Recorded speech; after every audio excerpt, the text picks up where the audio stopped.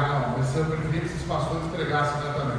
Mas vai chegar o dia, eu vou chamar eles lá, eles vão pregar lá, eu tenho certeza que vai ser uma bênção também. Bem, eu quero, nessa última oportunidade, agradecer imensamente o carinho dos irmãos, todos muito gentis comigo, minha esposa, foi muito carinhoso, comi bastante esses dias aqui, mais do que merecia, e eu louvo o Senhor pela gentileza, generosidade da igreja, nos tratando tão bem, e aí de repente a gente fica naquela, sabe que dá para ficar uma semana, pastor, Não é brincadeira, eu vou embora amanhã cedo, pode ficar tranquilo, amanhã cedo tem um compromisso lá em São Bernardo, eu preciso ir, mas eu quero deixar a minha gratidão, imensa gratidão aos irmãos da igreja, a todos os irmãos, Eu na minha igreja eu também tenho o hábito de ficar lá na porta antes do culto e depois do culto, e uma das minhas alegrias, é ver quando cada pessoa chega na igreja. Eu me senti em casa, pastor, de ver esses irmãos, cada dia, cada culto chegando lá na frente, receber vocês também. Isso é a minha alegria e a minha maneira de demonstrar como eu sou feliz de ver você aqui também, tá bom? Amém. Na minha igreja eu também tenho essa alegria, de ver cada pessoa chegando no lar, no momento, porque para mim, aliás, para todo pastor, essa é a razão de uma igreja, A razão da igreja são vocês, Cada um de vocês, e cada um aqui é importante, e os que chegaram há mais tempo, os que estão chegando agora, Deus tem um propósito na sua vida, amém? Então, pastor, muito obrigado, viu? Obrigado pela gentileza, sua família, todos os irmãos, muito agradecido pelo tempo juntos. Muito bem, pronto, agora é a última oportunidade, Quem gostou, quem não gostou também, tudo bem, amanhã eu vou embora. E aí, mas eu quero deixar aqui a minha gratidão, meu abraço aos irmãos.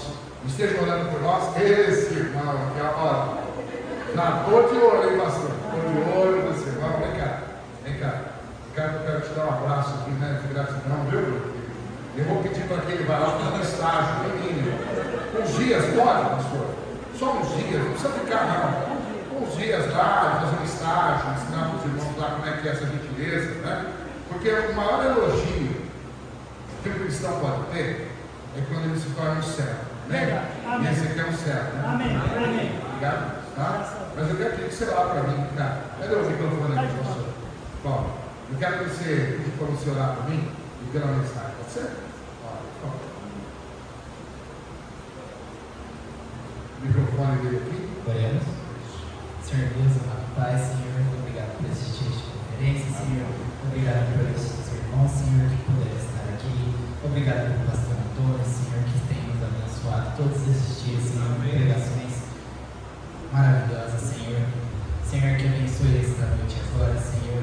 Senhor, abençoe essa última pregação, que toque no coração de todos os irmãos para contribuir para a obra missionária, Senhor. Senhor, ajude o pastor Antônio na volta, Senhor, que ele possa continuar sendo esse servo, Senhor, esse pastor, Senhor. E abençoe os meus pastores também, pastor Marcos, pastor Alexandre, e todos os outros, Senhor. Ajude aqueles missionários nos campos, Senhor. Ajude eles, Senhor. Em nome de Jesus Cristo. Amém. Amém. Obrigado, meu querido. Obrigado. Um abraço, viu? Obrigado, viu, pela sua atitude. Obrigado pela disposição. E aliás, eu quero agradecer não só a ele, todos os irmãos aí que aqui, ajudando ali, no café, na janta, na limpeza, na preparação. Esse homem aqui que é 10 em 1, Ontem lá arrumando a caixa d'água na sexta, sábado, e colocando registro no piso. Esse pastor aqui é um pastor e tanto, Esse aqui levaria com toda certeza, Claro, Quem sou eu para convidar o pastor Alexandre, mas eu queria ter lá comigo, eu queria, Ele seria o pastor e eu seria só o ajudante, Para mim estava tudo certo. Quando o pessoal aqui não gostar mais do pastor, dá as portas abertas, viu? Eu vou fazer talvez uma intriga ali depois da hora, o pessoal começar a não gostar do pastor, ele é muito chato, começar a falar mal dele aí de repente no domingo eles vão te dar conta, pastor, mas aí fica tranquilo, lá em São Bernardo está garantido, tá bom? Brincadeira, irmãos, claro, uma bênção, vocês são muito amáveis e eu quero imensamente agradecer, pastor, muito obrigado. Muito bem, nessa noite, o pastor me falou, eu podia pregar quanto eu quisesse, Eu acho que ele é mais cruel, do que, claro, a expectativa dos irmãos. São aqui no meu relógio 8 horas e 28 minutos e agora eu começo. Agora eu já não sei se eu vou no 1.5 ou no 2.0, Que aí eu acho que tem 9 horas para ir embora, não é isso, pastor? 9 horas, todo mundo tem que ir embora? Então vamos lá, começar agora. 1 Reis, capítulo 17, versículo 13. Já viram que eu liguei o motor, né? Turbo, compressor. 1 Reis, capítulo 17, versículo 13. E aqui já estão mais rápido que vocês, né? Já está na tela, como diz lá um certo cidadão, na tela, por favor. 1 Reis 17, 13. Diz assim a palavra do Senhor. E Elias lhe disse: não temas, vai, faze conforme a tua palavra, porém, faze dele primeiro para mim um bolo pequeno, e traze aqui, depois fará para ti e para teu filho. Senhor, mais uma vez na tua presença, eu louvo ao Senhor pelo privilégio que nós temos de estar aqui na tua casa, louvando ao Senhor, obrigado por todo o empenho desses irmãos e irmãs queridos, se empenhando todos esses dias, nessa conferência, e certamente nos ministérios dessa igreja. Eu louvo ao Senhor por essas portas abertas nesses 39 anos. Obrigado aos todos que passaram por aqui, pastores, servos e servas do Senhor, que têm deixado aqui, nesse lugar, o registro do que é ser servo do Senhor. Deus, louvado seja o Senhor por essa igreja implantada. Obrigado, Deus, que louvamos ao Senhor por cada vida que passou e está aqui nessa noite e nesses dias. Ó Deus, esteja com a liderança, com cada irmão, com o propósito missionário dessa igreja, que o Senhor possa expandir as portas, estender as tendas, e essa igreja continua possa continuar fazendo mais e mais para a obra do Senhor. Amém. Esteja conosco nessa noite, fala aos nossos corações, eu te peço, em nome de Jesus. Amém. Na sexta noite, lá na segunda igreja, eu preguei sobre navegação do dia. E eu dizia que lá era para mim, na minha visão, a perspectiva inicial do que é missões, em que depois de Adão e Eva pecaram, Deus teve misericórdia, foi em busca e fez sacrifícios. E ali começava Deus como o primeiro missionário na história, e ali indo em busca de cada servo dele, né? E ali Adão e Eva seriam os primeiros alcançados pelo Senhor. Isso foi na sexta noite. No sábado, ontem à noite, eu falei sobre manifestando as obras de Deus em mim. E aí então falando sobre o momento que Jesus vai perto do templo, e ele então para e cura um homem, e ele diz, né, que ele estava daquele jeito cego, mendigando, para que nele se manifestassem as obras de Deus. E eu mencionei então sobre 3 personagens bíblicos que foram atendidos pelo Senhor e que em momentos diferentes também manifestaram as obras do Senhor. O primeiro deles foi exatamente aquele homem cego, à porta do templo. Depois eu falei sobre uma mulher chamada Maria Madalena, que depois de Deus libertá-la dos demônios, ela se tornaria a mais fiel e comprometida e disponível serva do Senhor nos seus dias. Depois eu falei sobre o último personagem, aquele homem, qual foi? O homem de Gadara, que estava endemoniado. Jesus vai, atravessa o mar da Galileia e vai até aquele homem, o liberta e transforma num outro ser, né? De rejeitado, desprezado, terrível, clamando, Jesus o transforma num homem que agora vestido em juízo, servia ao Senhor, e Deus faria dele o primeiro missionário ali naquela região, e almas seriam salvas. Hoje de manhã eu falei sobre a graça de dar. E ali Paulo, ensinando em Filipenses, falava sobre o fato de que quando nós ofertamos, dizimamos, entregamos a nossa oferta missionária, nós estamos ali fazendo um ato de adoração, um ato de fé e um ato de amor. Bem, tudo isso e só isso que eu preguei, né? Hoje à noite eu quero falar sobre as primícias. As primícias. A história que nós lemos aqui faz parte do contexto que nós conhecemos. Fala sobre um dos maiores homens que já passou por esse mundo, o profeta Elias. E aliás, Elias é conhecido como um dos grandes servos de Deus da história da humanidade. E nós sabemos como ele acabou o seu tempo nesse mundo, não é verdade? Elias foi um dos poucos homens que foi para os céus em vida. O carro de fogo passou e falou: não, chega, aqui esse mundo não merece você tão abençoado assim. O Senhor levou para os céus. Elias foi um dos profetas mais respeitados até hoje dentro da nação de Israel. E Elias, durante a sua trajetória nesse mundo, manifestou tamanha fé, tamanho compromisso com o Senhor, e nós vemos como foi abençoado esse homem por onde ele passou. Nesse contexto de 1 Reis 17, O Senhor estava ali descendo ou lançando a sua ira sobre o rei que havia em Israel, que era o rei Acabe, e a sua mulherzinha, né, que se chamava Jezabel. Aí vem uma recomendação: não coloque esse nome Jezabel em uma criança, né? Vai ficar feio, né? Esse nome Jezabel sempre nos remete à história dessa mulher perversa, a rainha Jezabel, perversa. Uma das coisas mais perversas é que ela mandava para o marido. Isso é terrível, né? Já começa por aí, o resto a gente sabe. E Jezabel, então, nós sabemos que ali aquela mulher, aquele homem, ela então induziu o seu marido, o rei, para que se envolvesse em idolatria e comprometeu o testemunho com o Senhor. E por causa de tantos pecados, Deus então mandaria o profeta Elias desafiar esse rei e diria assim que Deus havia determinado que durante 3 anos e meio não choveria naquela terra. Já imaginou? Que ousadia, né? O profeta Elias vem diante do rei e fala: não vai chover durante 3 anos e meio por causa dos seus pecados.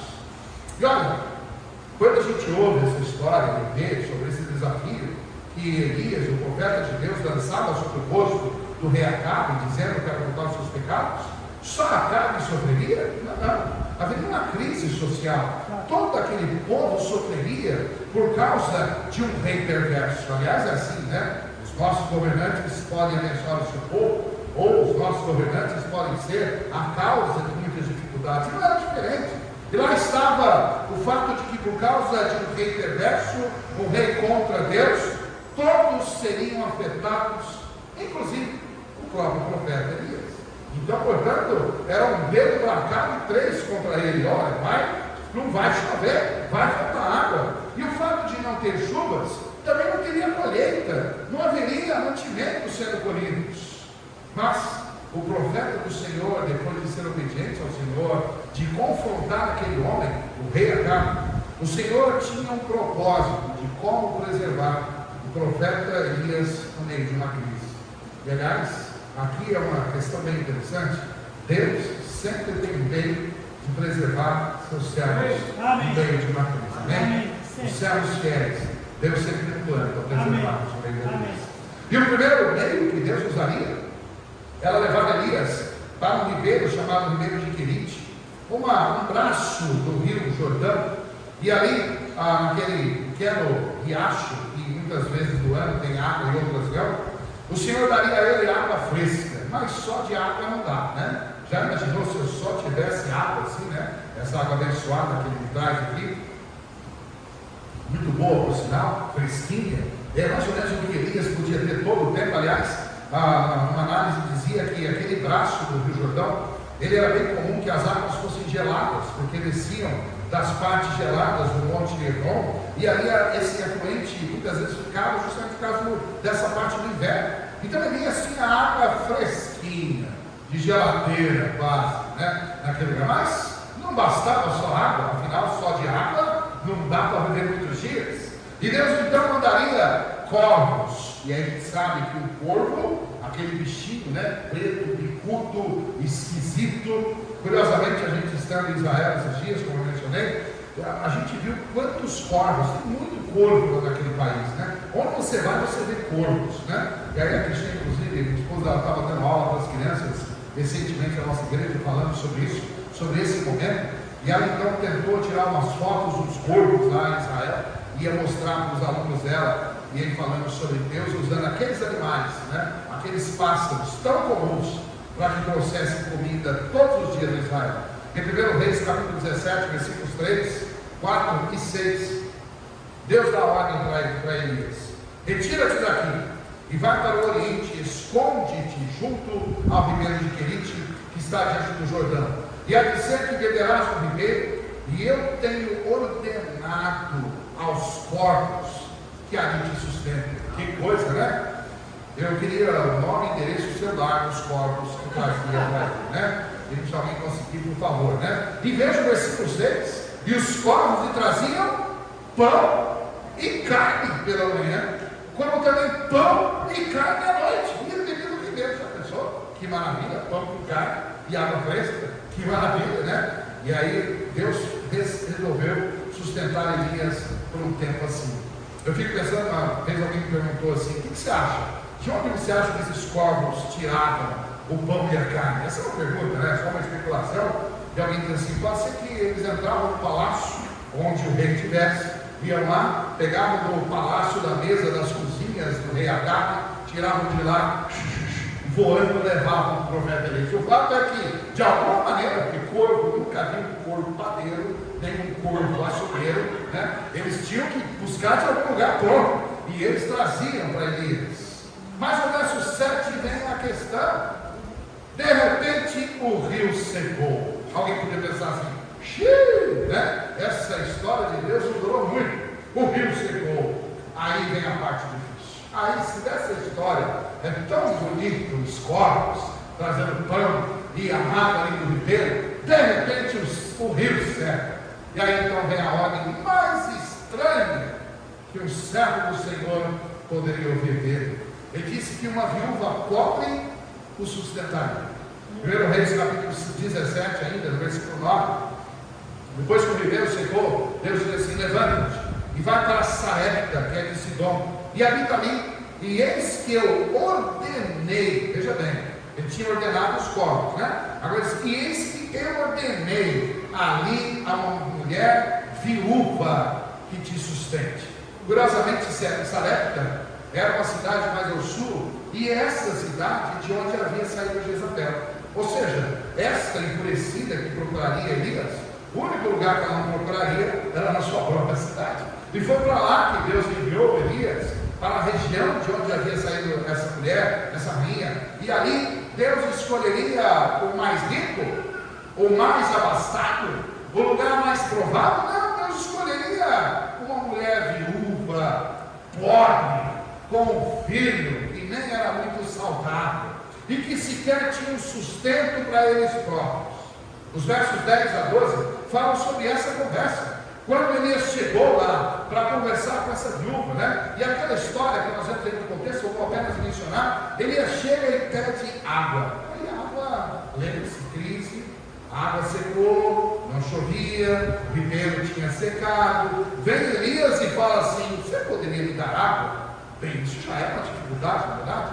Eu me lembro uma vez uma viagem que eu estava numa época visitando, levantando recursos na Europa, e aí a gente estava passando por um país, na Suíça, e aí chegou um lugar, o carro estragou, e fomos lá na oficina. Aí eu cheguei para o dono e disse: você podia me arrumar água?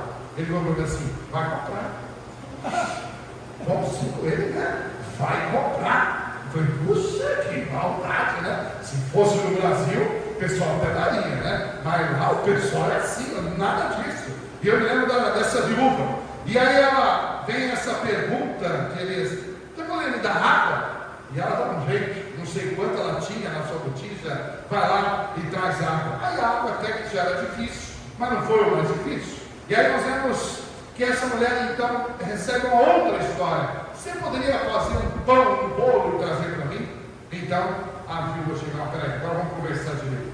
Deixa eu contar essa história. E a história de que ela diria é: olha, não resta muita coisa, o que tem ali é para mim e para o meu filho, nós vamos comer o que tem e logo depois vamos morrer.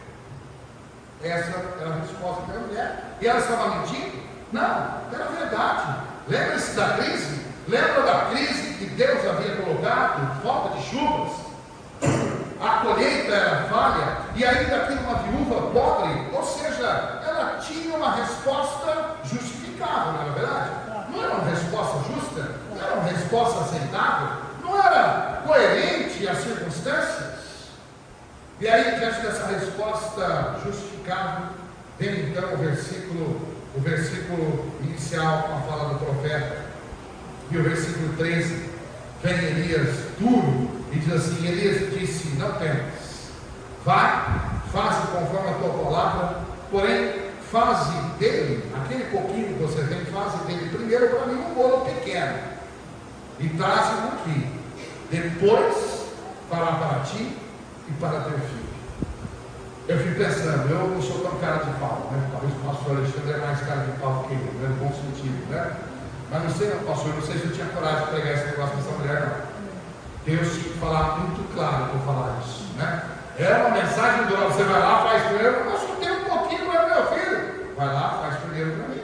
E esse era o tremendo sermão que aquela mulher viúva pobre ouviria daquele homem que se dizia ser o profeta de Deus. A mulher deveria entrar, ir lá fazer um bolo pequeno para o profeta, trazer para ele primeiro, depois voltaria para a cozinha com o que sobrasse, e então, e só então, ela faria para ela e seu filho o que sobrasse. E aí Elias ainda acrescenta a promessa de Deus no verso 14. Veja, agora ele falou isso consciente do que o Senhor tinha dito. Meu Rei 17, 14, assim, porque assim diz o Senhor Deus de Israel: a farinha da panela não se acabará, e o azeite da botija não faltará, até ao dia em que o Senhor dê chuva sobre a terra. E aí, interessante a expressão que ele usa no versículo 3, a primeira delas é: não temas, não tenha medo, não seja dominada pelo receio e o temor. E ela deixou o temor de lado, fez exatamente como o servo de Deus havia dito e transmitido da palavra de Deus. E sabe o que aconteceu? Deus abençoou aquela casa. Amém. Deus abençoou aquela casa por muitos dias. Os versículos 15 e 16 falam isso. Essa história que nós temos possui tremendos ensinamentos em muitas áreas, mas principalmente quando a gente fala sobre entrega ao Senhor. Quando a gente fala com esse cartãozinho no bolso e no coração que você tem aí, esta mensagem é para você e eu, que temos aí principalmente essa igreja. O nosso já foi o mês passado na nossa igreja, mas quando você dessa igreja tem esse cartão chamado promessa de fé no seu bolso e ainda não o preencheu, é para esse momento que essa mensagem do Senhor se aplica. O desafio é quando aquela mulher ouviu, e eu quero destacar uma expressão, e a expressão que ele disse: faze primeiro. Primeiro. Esta expressão primeiro, dita pelo profeta àquela viúva.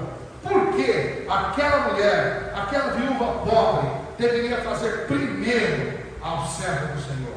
Eu quero dar 3 razões. A primeira delas é para que aquela mulher aprendesse a reconhecer Deus em primeiro lugar. É para que ela reconhecesse e aprendesse a necessidade e a importância de colocar Deus em primeiro lugar. Amém? A entrega da primeira parte ao Senhor é uma prova quando nós reconhecemos que Deus está em primeiro lugar. Amém. Quando nós deixamos Deus em segundo lugar, Deus não tem acordo conosco. Por exemplo, se você vai no aniversário, e aí, sabe aquelas parabéns a você, né? Ou happy birthday to you, que todo mundo canta, algumas coisas assim. Aí chega na hora, vai botar o bolo, corta o bolo. E o primeiro pedaço vai, para! Normalmente você dá o primeiro pedaço para quem?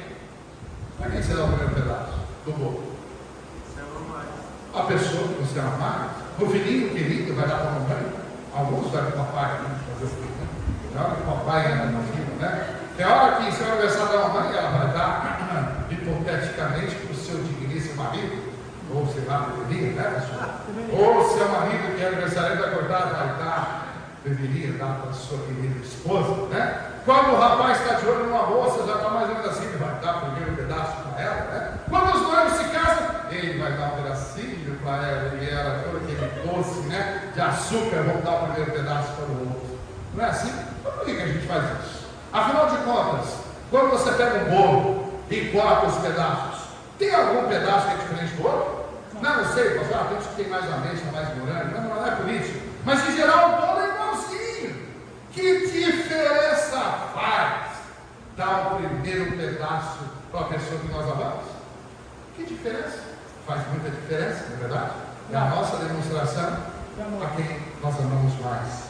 Eu li sobre um escritor, ele escrevia muitos livros, e era curioso que ele, todas as vezes que publicava o seu livro, ele pegava o primeiro exemplar pronto, o primeiro que saísse do prêmio, e aí ele pegava e fazia uma dedicatória, primeiramente, em todos os seus livros, à sua esposa. Todos, saía, primeiro livro ele pegava, minha querida e estimada esposa, tipo Cristina, né, tal, né, o senhor que escreveu o livro. E aí, ora, todos os livros não eram iguais, todos os livros que saíram da gráfica não eram iguais, mas dedicar o primeiro livro demonstrava, tanto para a sua esposa, como para todo mundo, que ela era a pessoa mais importante da sua história. Isso ficava muito claro com a dedicação do primeiro livro à esposa. Abel e Caim estiveram nesse enredo quando resolveram adorar ao Senhor e trazer suas ofertas. Em Gênesis, capítulo 4, versículos 3 a 5.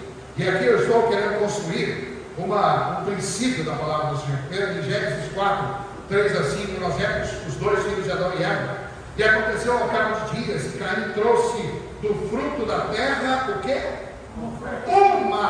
Observe bem, trouxe do fruto da terra aqui é um artigo indefinido, né? Eu dei aula há tantos anos de português, eu fiz letras, dei aula há tantos anos de português, eu sempre gostei muito e aprecio a língua portuguesa. E aqui o artigo, né, demonstra ou seja, qualquer parte, não é isso? Uma oferta ao Senhor. E os versos seguintes diz, o verso 4, observe bem. E Abel também trouxe, agora veja a expressão, dos primogênitos das suas ovelhas e da sua gordura. E o resultado ele atentou o Senhor para Abel pela sua oferta, mas para Caim e para a sua oferta não atentou, e irou-se Caim fortemente e descaiu no semblante. Deus aceitou a oferta de Abel, porque ele trouxe as primícias do seu rebanho, os primogênitos, o primeiro fruto, os primeiros rebentos daqueles seus animais, e rejeitou a oferta de Caim, porque para de Caim era apenas uma oferta de qualquer tempo da sua produção. Ou seja, Caim não trouxe os primeiros frutos, ele não trouxe as primícias.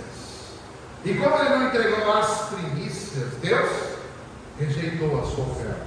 Entende o que eu estou dizendo? Deus rejeitou, não é porque eram frutos, mas porque não eram as primeiras frutas, não eram as primícias. Bem, o povo de Israel foi ensinado a respeito disso, sobre a lei das primícias.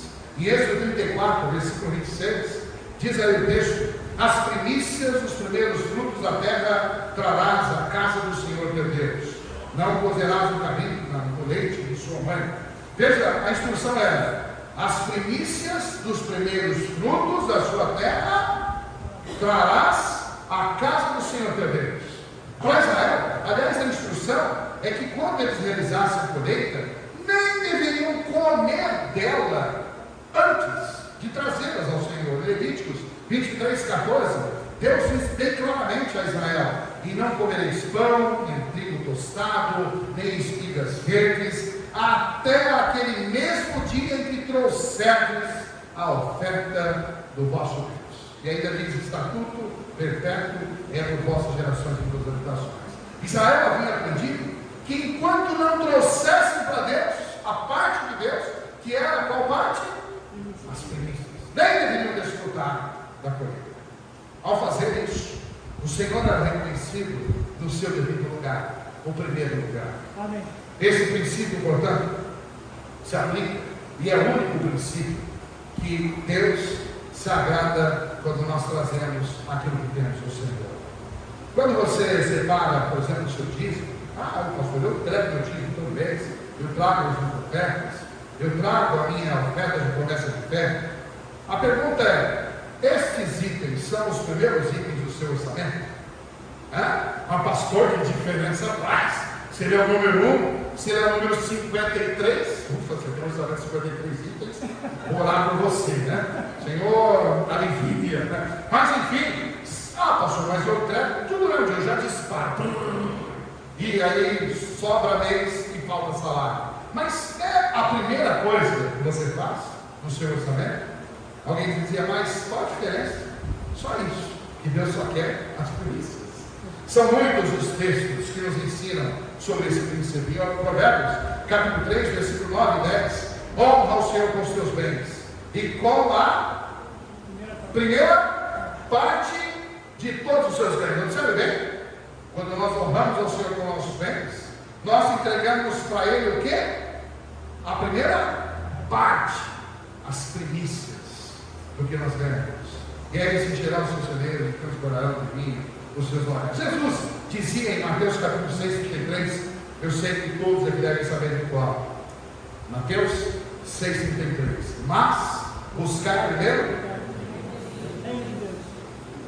e a sua justiça, e o que mais? todas essas coisas serão Não, mas está muito fraco. Está muito fraco. Eu tenho que tomar uma água agora. E aí eu quero ouvir isso muito melhor. Eu vou só dar o mais, hein? E você viu comigo. Vamos lá?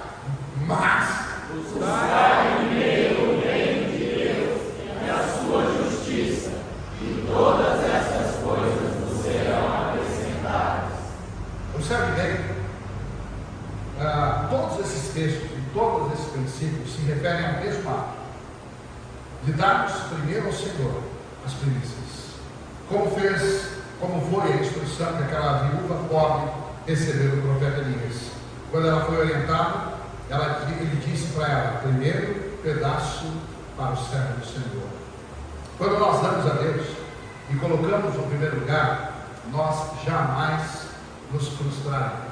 Amém. Jamais alguém se frustrou porque entregou ao Senhor as primícias. Amém?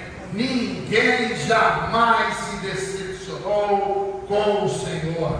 Pelo contrário, quando nós o fazemos, isso desperta em nós um sentimento genuíno de gratidão e realização. E compreendemos o propósito do Senhor e de tudo aquilo que nós temos. Tudo que sou, tudo que tenho, todos os meus planos, sonhos, devem ser por um propósito: glorificar a Deus. Amém? Se é para Deus ser glorificado, Ele não aceita o segundo lugar. Então, se Deus não tiver primeiro lugar, nossa vida fica desequilibrada. Eu já vi muita gente sofrendo por problemas emocionais, por problemas psicológicos. Sabe por quê? Muitas vezes é porque Deus está fora do eixo. Deus está fora do lugar em nossas vidas. Coloque Deus no lugar dele, no trono, no centro, com prioridade, e muitos dos nossos problemas se acabam. Só de colocar Deus no primeiro lugar. E a pergunta é: quem tem ficado com o seu primeiro bolo? Com o seu primeiro pedaço do bolo? Quando nós entregamos as primícias, nós reconhecemos Deus em primeiro lugar em nossas vidas. Segundo, deixa eu ver a hora aqui. Segundo lugar, além de reconhecer Deus em primeiro lugar, Deus usou o profeta para desafiar aquela mulher, para que um outro princípio ela entendesse. E ela precisa provar o coração daquela mulher. Deus precisava daquela viúva para sustentar eles? Precisava? Você acha que Deus precisa de você para sustentar a alma dele? Precisa? Deus podia continuar fazendo de alguma forma minar uma água lá daquele rio que havia secado e continuaria mandando os corvos para sustentar eles, não poderia? Sim. Deus poderia fazer sair água das pedras, não poderia? Afinal, ele já fez isso. Ele poderia fazer e criar tantas formas de sustentar o seu servo fiel. Deus não precisa dos seus dízimos. Deus não precisa das suas ofertas. Deus não precisa do seu compromisso de fé, promessa de fé para missões, nem dos nossos primeiros frutos. Mas Deus o pede para provar os nossos corações. Deus espera para que os nossos corações sejam provados, como seria o coração daquela mulher provado. Assim como Deus deseja abrir e desvendar em nossas vidas o que há nos nossos corações. Quando nós damos a Ele em primeiro lugar, demonstramos que o dinheiro não é tão importante assim. Verdade? Quando nós desprendemos isso do nosso coração, significa que o dinheiro não é tão importante assim. Amém. E não nos apegamos tanto assim a Ele, muito menos do que ao nosso Deus. Somos nós que precisamos de Deus. Amém? Amém. Sabe por que eu vou à igreja e sou fiel todos os dias da minha vida até agora, pelo menos? E assim eu quero ser? Porque eu preciso de Deus. Amém. Eu preciso de Deus. Amém. Deus de mim nunca precisou. Não. Deus nunca precisou de mim. Eu, todos os dias, preciso de Deus. Amém. Eu preciso dele na minha vida. Eu tenho certeza que você está aqui é porque você também precisa do Senhor. E se queremos demonstrar que precisamos dele, que o honramos, é preciso que o nosso coração demonstre isso. E isso tem que ser revelado quando nada mais ocupe o lugar do Senhor no nosso coração. Amém. Eu vi uma historinha infantil sobre um menino que amava andar de bicicleta. Eu vi aqui o irmão aqui todo vez de bicicleta, né? Eu, quando era criança, andava muito de bicicleta. Um dia meus pais me deram uma bicicleta, aquela barra forte. Quem conhece agora barra forte, bicicleta? Eu tive uma barra forte. O problema é que eu tinha uns 12, 14 anos e ninguém tinha barra forte, só eu, né? Mas depois eu entendi que meu pai me deu uma barra forte para ser office boy, né? E aí então o negócio é o seguinte: todo mundo ia com bicicleta tal, e eu ia de barra forte, né? Eu gostava da tal barra forte, né? Mas só eu andava de barra forte na minha idade. E aí eu fui trabalhar de office boy, mas eu sempre gostava muito de andar de bicicleta. Como esse menino dessa história. Ele gostava de fazer igual alguns irmãos que eu já descobri aqui, fazer umas manobras radicais, né? Ele fala, né? Esse menino não sou eu, fica tranquilo, né? E aí ele tinha 2 irmãos, ele compartilhava aquela bike, né, aquela bicicleta com seus irmãos que tinha em casa. Embora a bicicleta não fosse dele, mas ele usava a bicicleta que havia em casa. Depois ele juntou, trabalhou pelo jeito, e aí ele comprou uma bicicleta própria. E aí, só que ele servia ao Senhor e à igreja, veja, não estou falando da minha vida não, tranquilo. E aí então ele percebeu que aquela bicicleta que ele amava tanto, começou a ocupar o coração dele e o prendeu e desviar o coração dele do Senhor. E aquele menino, ainda menino, decidiu que era preciso renunciar àquela bicicleta.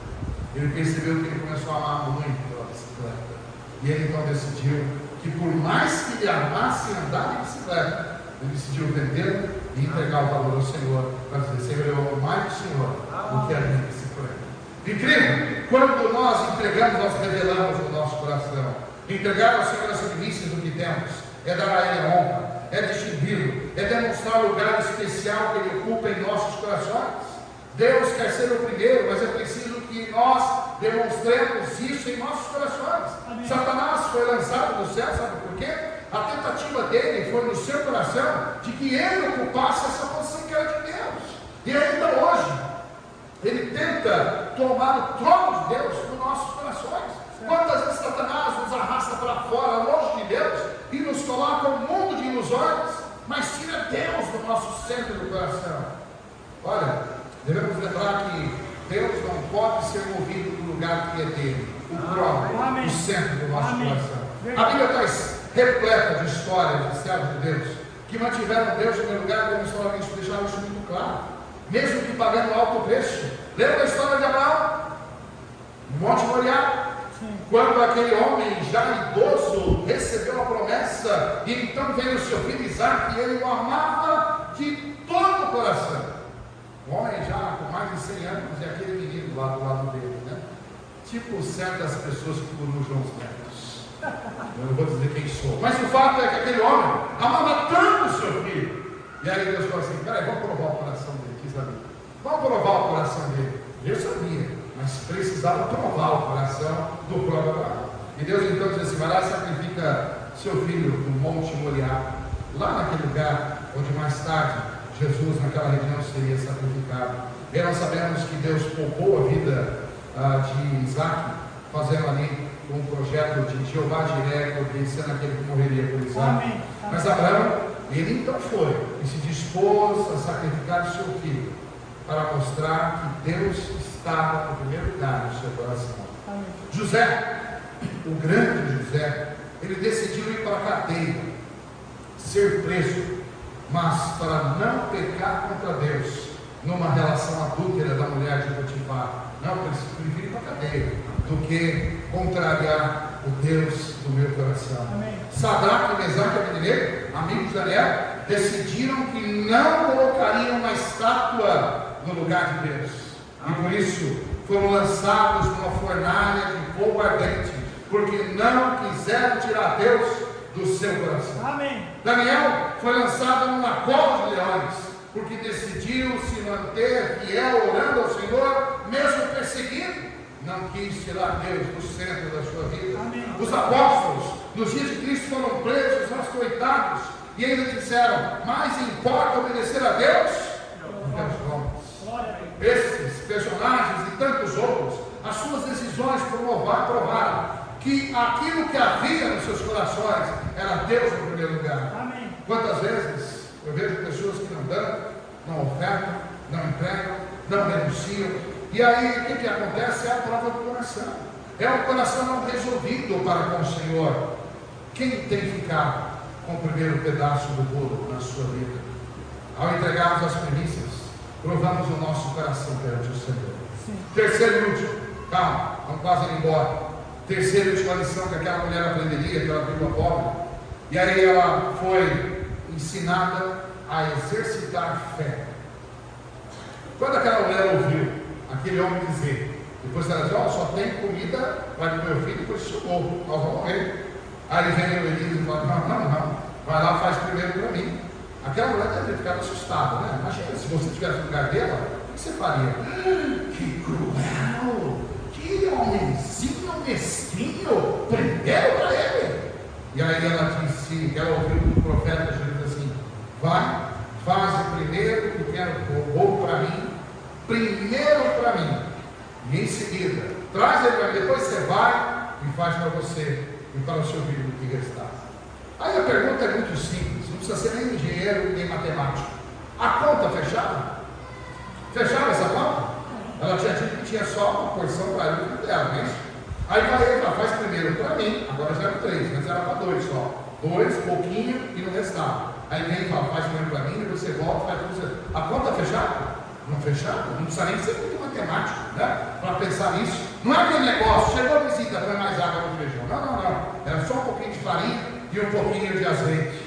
A conta não fechava. Afinal, nos cálculos que ela tinha apresentado, a sobra, o resto que ela tinha, só dava para os 2. O versículo 12 diz assim, porém ela tinha seguido o Senhor meu Deus, que nem um bolo tenho, senão somente um punhado de farinha, numa panela e um pouco de azeite numa botija. E veja aqui, ela provando, apanhei 2 gravetos e vou preparar para mim e para meu filho, para que o comamos. Essa era a expectativa daquela mulher. Eu já vi muita gente, quando fala sobre promessa de terra, missões, fazer esse tipo de conta aqui dentro.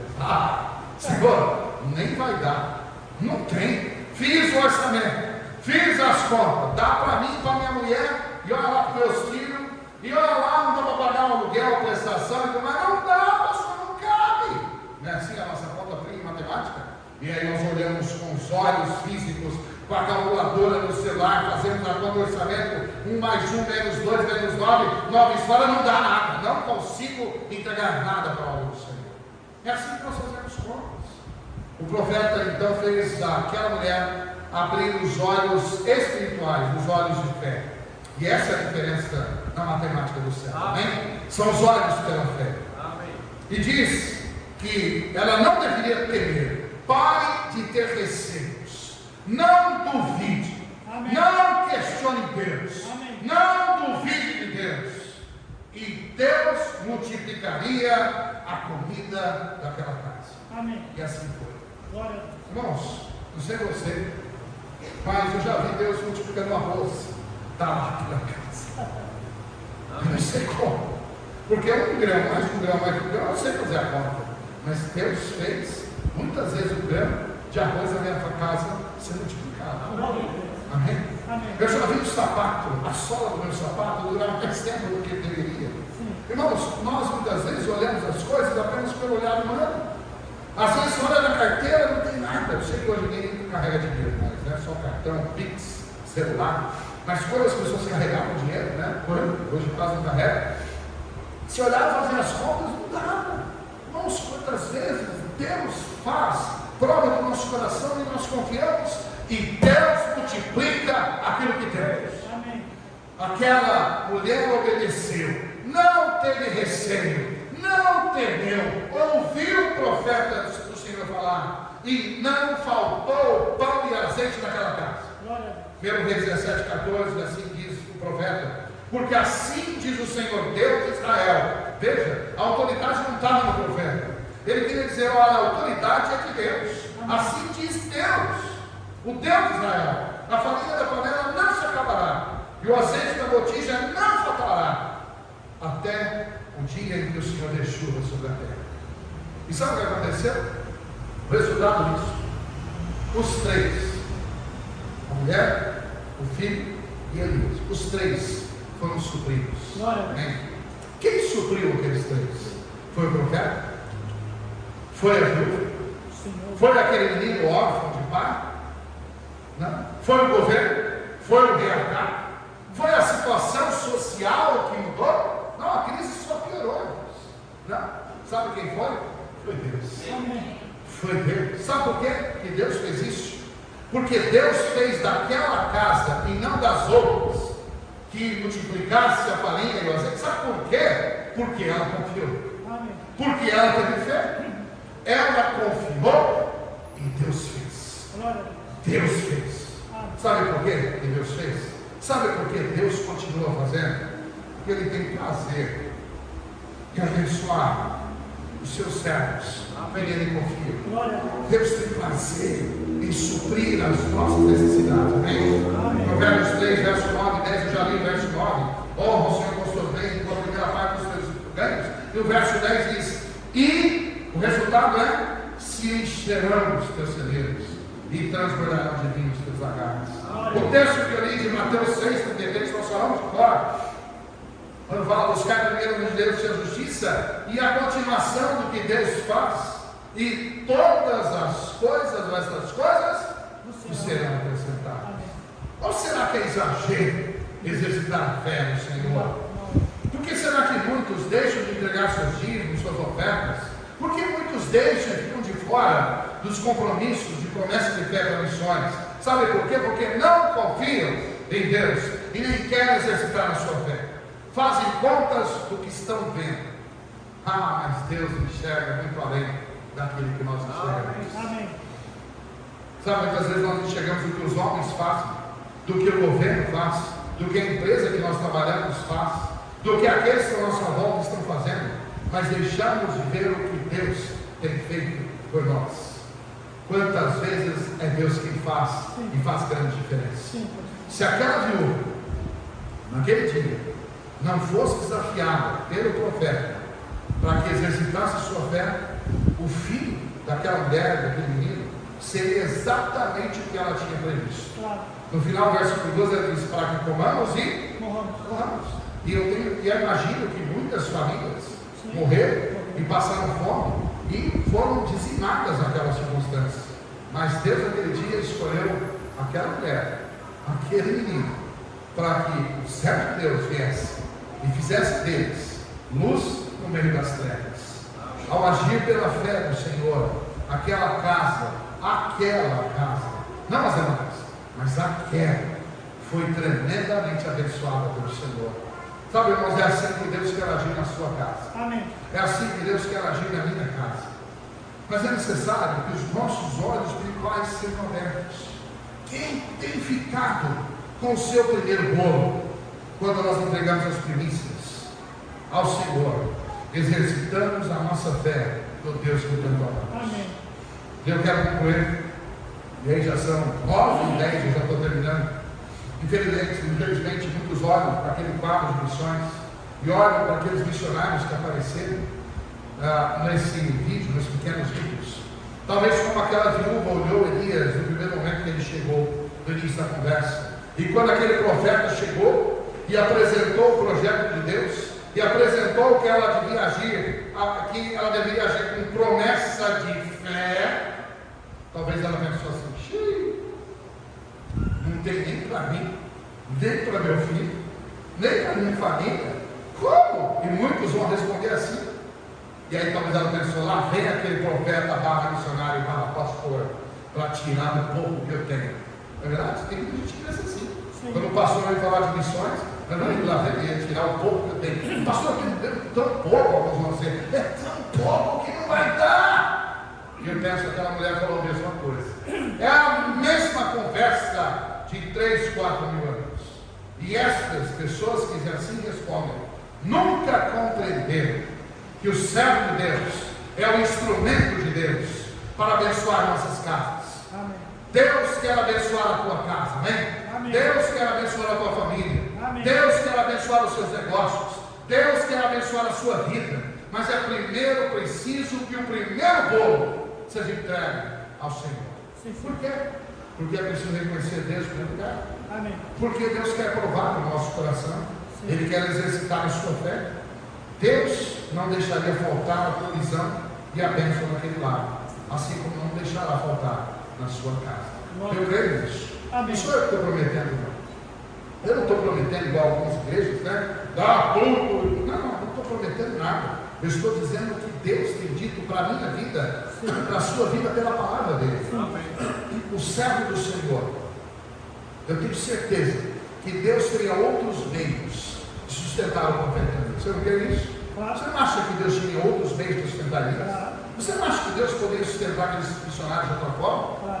Mas quando Deus escolheu aquela viúva e apontou aquela família pobre, Deus queria abençoá-los também.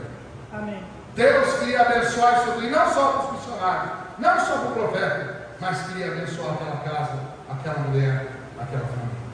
A obra missionária, a obra de Deus está cheia de pessoas como Elias, e muita gente como aquela mulher, pobres, com dificuldades, como aquela viúva, e que até hoje, anos depois, continuam sendo sustentados e abençoados pelo mesmo Deus.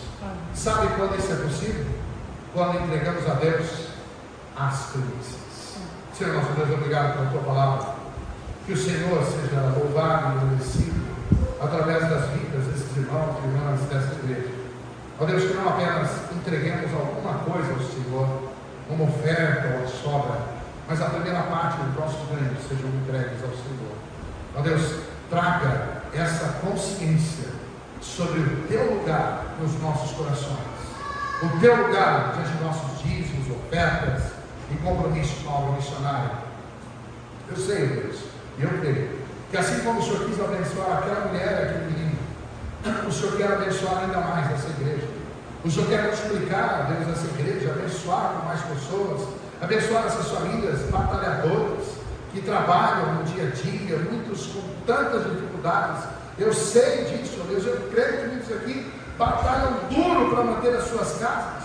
Ó Deus, mas o mesmo Deus que fez aquilo na vida daquela mulher, é o mesmo Deus que nos desafia hoje a olhar pela fé na provisão do Senhor. E ó Deus, a todos nós, que o exercício de fé se manifeste claramente no nosso compromisso, no apoio à obra missionária. Ó Deus, levante céus fiéis nessa igreja. Eu sei que o teu plano é abençoar essas vidas. E é no nome do Senhor que eu louvo e agradeço e entrego a tua palavra em nome de Jesus. Amém.